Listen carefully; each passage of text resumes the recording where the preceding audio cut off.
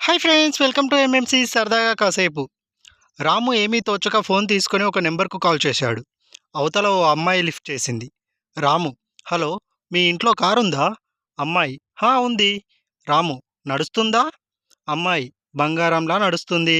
రాము: ఓ, అవునా?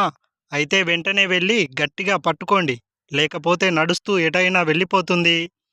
అమ్మాయికి కోపం వచ్చి కాల్ కట్ చేసింది. మళ్ళీ కొంతసేపటికి రాము కాల్ చేశాడు. రాము: మీ ఇంట్లో కారుందా? అమ్మాయి కోపంగా: లేదు. రాము: అందుకే ఇందాకే చెప్పాను గట్టిగా పట్టుకోమని. ఇప్పుడు చూడు, కారు పోయింది.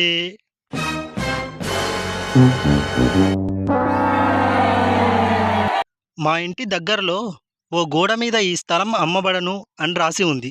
అందులో ఉన్న తప్పును గుర్తించి అది చెరిపేసి ఈ గోడ అమ్మబడును అని రాశాను. నేను రాసింది కరెక్టే కదా, వీళ్ళేంటి మరి నన్ను తిడతారు?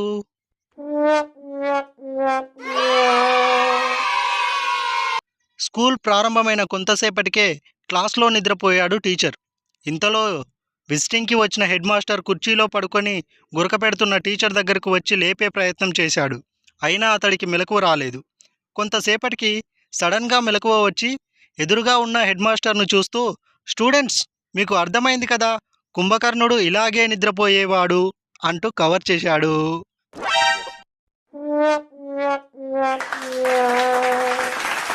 భర్త: అబ్దుల్ కలాం గారికి పెళ్ళై ఉంటే అంత గొప్పవారు అయ్యేవారు కాదు కదా. భార్య: ఎందుకు? భర్త: పెళ్ళై ఉంటే ఎక్కడికి వెళ్తున్నావు, ఏం చేస్తున్నావు, ఏం తింటున్నావు అనే ప్రశ్నలకు సమాధానం చెప్పుకుంటూ కూర్చునేవాల్సి వచ్చేది. భార్య: భార్యలందరూ అలా ఉండరు. భర్త: సరే, ఇప్పుడే వస్తా. భార్య: ఎక్కడికి?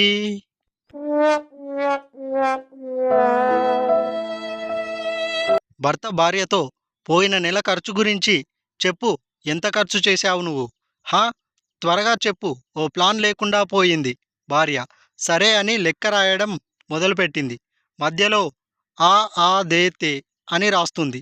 ఇలా: 3000 ఆ దేతే, 2700 ఆ దేతే, 5000 ఆ దేతే, మర్చిపోయానండి, ఇది కూడా 1000 రూపాయలు ఆ దేతే. ఓకే, కంప్లీట్ అని చూపిస్తుంది. భర్త: డార్లింగ్, ఈ దేతేలు ఏంటి? భార్య: అంతా ఆ దేవుడికే తెలియాలి.